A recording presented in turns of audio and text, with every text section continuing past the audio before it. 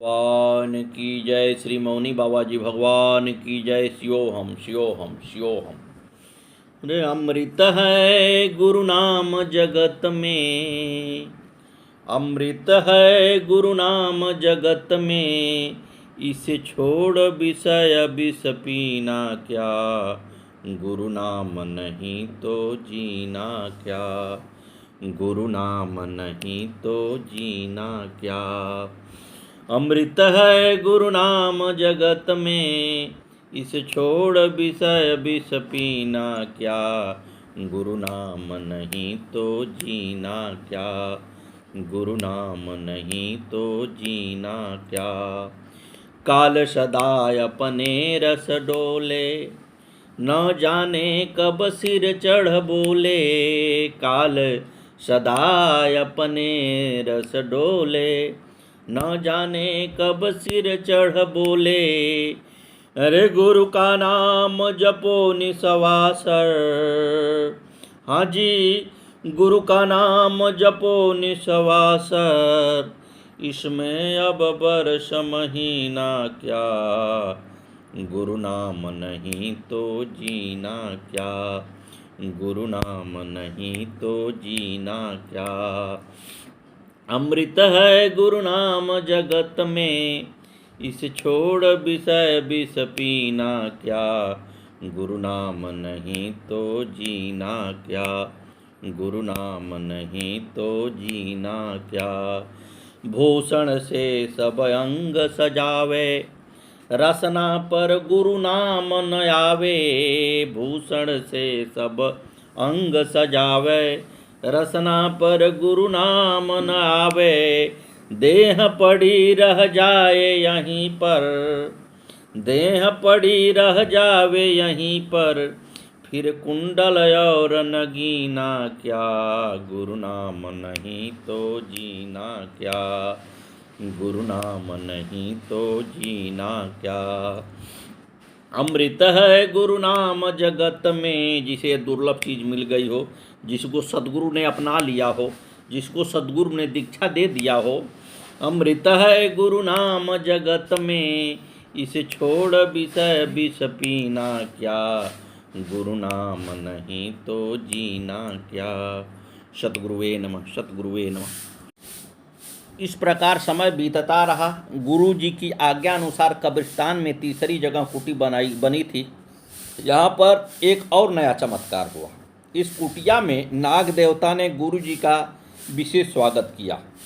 जब कुटिया में गुरु जी का तख्त के ऊपर आसन स्थापित हो गया तो तख्त के चारों पायों से एक एक नाग देवता लपेट लगाकर बैठने लगे।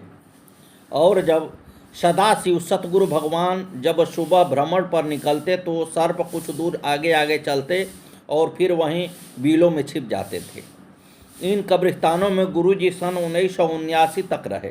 दक्षिण पश्चिम के कोने में एक पीर बाबा का स्थान बना हुआ था। यहाँ पर एक सर्प का बिल था जो रास्ते के बिल्कुल किनारे पर ही था। यहाँ काफ़ी लोगों ने उस सर्प को सुबह सुबह सूर्योदय के समय सूर्य की तरफ फन उठाकर सूर्य देव की पूजा करते देखा था। एक बार क्वार मास की नव दुर्गा चल रही थी। श्री पदम सिंह जी सलेमपुर वालों के यहाँ सतगुरुदेव के आदेशानुसार प्रभु की सानिध्यता में श्री मद्भागवत महापुराण का अखंड पाठ चल रहा था, जिसमें सभी भक्त मंडल हर्षोल्लास के साथ सम्मिलित रहते थे और श्री महापुराण का श्रवण, रसास्वादन, सतगुरु भगवान के श्री चरणों का दर्श पर तथा सत्संग वार्ता के सूर्य रूपेण लाभ से हर भक्त लाभान्वित हो रहा था। सतगुरुदेव भगवान की जय। इसी समय एक आकस्मिक घटना घटी। श्रीमद् भागवत का तीसरा दिन था कि सुबह सुबह भक्तनी रामरती अपनी बुग्गी में गोबर भरकर उपला पाथने के लिए उन्हीं कब्रिस्तान में जा रही थी। देवयोग से नंगे पैरों पैदल ही चल रही थी। जब बुग्गी लेकर वे पीर साहब के पास पहुंची तो नाग देवता के बिल पर पैर पड़ गया और नाग ने तुरंत पैर में काट लिया, जिसका उसको पता भी न चला और बुग्गी से गोबर उतार कर पाथने लगी। तभी वहाँ रमेश पंडित जी उर्फ बौना, जिनकी नलकूप वहीं कोने पर लगी है, आ गए और पंडित जी ने भक्तनी से राम राम की। तभी भक्तनी ने कहा, पंडित जी देखना, मेरा पैर सुन्न हो गया है। वहाँ एक कांटा सा चुभा था, ऐसा महसूस हुआ था। उस स्थान की ओर संकेत किया। रमेश ने तुरंत देखते ही कहा, भक्तनी तुम्हें सर्प ने काट लिया है। और पंडित जी ने तुरंत अपनी कौंधनी माने करधनी तोड़कर बंद लगा दिए। फौरन ब्रह्मपाल मास्टर जी को आवाज़ दी कि जल्दी मोटरसाइकिल लेकर आजा, भाभी को सर्प ने काट लिया है। और वे फौरन भक्तनी को सर्प दंश उतारने वाले बाईगियों के पास कैलावन लेकर पहुंच गए, जहां ये लोग सर्प दंश के इलाज के लिए मशहूर थे। जाते समय ये सलेमपुर बस अड्डे पर कह गए थे कि भाई साहब, हुकुम सिंह भगत जी को बता देना कि रामरती भाभी को सर्प ने काट लिया है, हम कैलावन जा रहे हैं, तुरंत कैलावन आए जाए। उस समय मैं भागवत पढ़ रहा था। बाबा राजपाल मेरे पास आए और उन्होंने मुझे इस घटना की सूचना दी और कहा, कैलावन चले जाओ। मैंने मना कर दिया कि मैं कोई बायगी थोड़े ही हूँ, विष तो बायगी उतारेंगे। सो वे लोग वहाँ पहुँच ही गए। मुझे भागवत पढ़ने दो। भगवान सदाशिव सद्गुरुदेव उस समय भैंसरौली गांव की तरफ घूमने गए हुए थे, लेकिन सर्वव्यापी सर्वात्मयी घट घट के बासी सद्गुरुदेव भगवान अचानक पदम सिंह के घर आ गए, जहां पाठ चल रहा था, और तुरंत राजपाल सिंह को बुलाया और बोले, राजपाल क्या बात हो गई।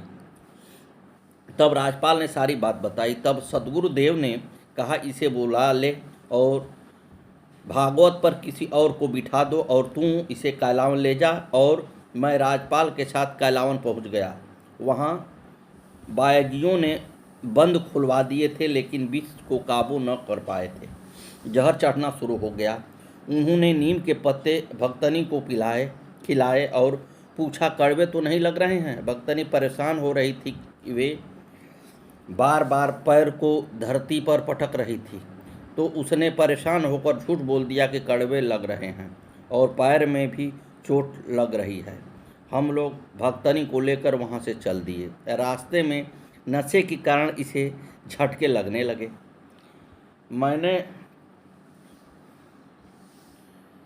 मास्टर ब्रह्मपाल से कहा कि भाई इसे गुरु जी के पास ले चलो, और हम गुरुदेव के पास पहुंच गए। पहुंचकर चरण स्पर्श की और बैठ गए। भक्तनी दीवार से कमर लगाकर बैठ गई और छोटे लेने लगी। तभी त्रिकालदर्शी संकट मोचन सद्गुरुदेव भगवान ने कहा, अरे इसको तो जहर चढ़ गया है, जल्दी चित्सौन ले जाओ। वहाँ एक फकीर का लड़का है, उसे टोनी नाम से पुकारते हैं। उसके पास विष रोधक चिया है, वह सब विष को बाहर खींच देगा। और इसको घर जाकर घी और काली मिर्च पिला देना। हम फौरन चित्सौन को लेकर चल दिए। हम अधिक से अधिक 2 फरलांग चले थे। तभी भक्तनी ने कहा, मास्टर जी अब मुझे चक्कर नहीं आ रहा है, अब मैं बिल्कुल ठीक हूँ, चलो घर ले चलो। मास्टर ने मुझसे कहा, भाई साहब भाभी इस तरह बोल रही हैं कि मैं अब ठीक हूँ, घर ले चलो। मैंने कहा, नहीं, गुरु जी का आदेश चित्सौन के लिए है। हम चित्सौन पहुँच गए। टोनी फकीर के पास, उसने तुरंत चिया लगा दिया, लेकिन चिया चिपकता ही नहीं था। उसने कहा, इनको जहर ही चढ़ा है या बिल्कुल ठीक हैं, ले जाओ, जहर नहीं चढ़ा है, घी और काली मिर्च पिला देना। हम घर आ गए। भक्तनी बिल्कुल ठीक थी। मैं घी और काली मिर्च पिला रहा था। तभी एक लड़के ने आकर बताया कि जब तुम वहाँ से भक्तनी को लेकर चले आए थे, तभी गुरुजी ने कहा कि अरे यह तो हमारे पैर छूकर अपना जहर हमारे ऊपर छोड़ गई, जल्दी घी और काली मिर्च लाओ। और घी और काली मिर्च खाकर सो गए हैं। सब कुछ ठीक हो गया है। क्षण भर पहले जो मौत के बादल घिरे थे, वे पल भर में छट गए। खुशी का माहौल हो गया। इसीलिए आपको सब त्रिकालदर्शी, सर्वव्यापी, घट घटवासी सतगुरुदेव भगवान, मौनी बाबा भगवान कहते हैं। सतगुरुदेव भगवान की जय।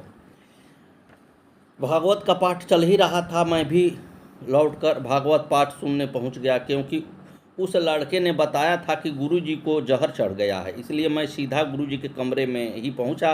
हालांकि भक्तों ने मना किया कि गुरुदेव जी ने मना किया है, लेकिन मैं नहीं माना और गुरुदेव के पास पहुंच गया। गुरुजी ने ऊपर से कपड़ा हटाकर मुझसे कहा, हम ठीक हैं, तू जा भागवत सुन ले। और मैं चरण छूकर बाहर आ गया। बड़े आनंद से भागवत पाठ चल रहा था। 120 घंटे पूरे हुए और भागवत का पाठ भी पूरा हो गया। रात्रि भर अखंड कीर्तन चला। इसके बाद हवन हुआ। आरती वंदना के बाद भंडारा हुआ। सभी श्रोता और वक्ताओं ने खुशी से प्रसाद ग्रहण किया और श्री पदम सिंह जी को भागवत की बधाई देकर सभी भक्त अपने अपने यथास्थान चले गए और गुरुदेव 1 घंटे बाद ही स्वयं स्वस्थ होकर बाहर आ गए थे। सदगुरुदेव भगवान की जय। सन 1975 ईस्वी गुरुदेव ने लगते श्रावण पूर्णिमा मुझे गुरु दीक्षा देकर कृतार्थ कर दिया तथा थोड़ी देर बाद भक्तनी रामरती भी आ गई। गुरुदेव जी ने कहा, अरे इसने तो गुरु मंत्र ले लिया, तुम भी ले ले। इस प्रकार तभी से उसे भी गुरु मंत्र मिल गया और हम दोनों को गुरु दीक्षा से अलंकित कर धन्य कर दिए। इस गुरु पूर्णिमा से पहले दिन गुरुदेव ने हमें बताया था कि लगते श्रावण की पूर्णिमा गुरु पूर्णिमा कहलाती है। इस पूर्णिमा को सभी शिष्य अपने गुरुओं का पूजन करते हैं। अगले दिन जब गुरुदेव ने हमें गुरु दीक्षा से सुशोभित कर दिया, तब हमने गुरु भगवान से पूछा, गुरुदेव आज के दिन गुरु पूजन कैसे होता है? तब गुरुजी ने पूजन का सारा विधि विधान सब हमें समझाया और इसी गुरु पूर्णिमा को हमने गुरुदेव के पूजन वंदना की। सदगुरुदेव भगवान की जय। आगे की कथा कल।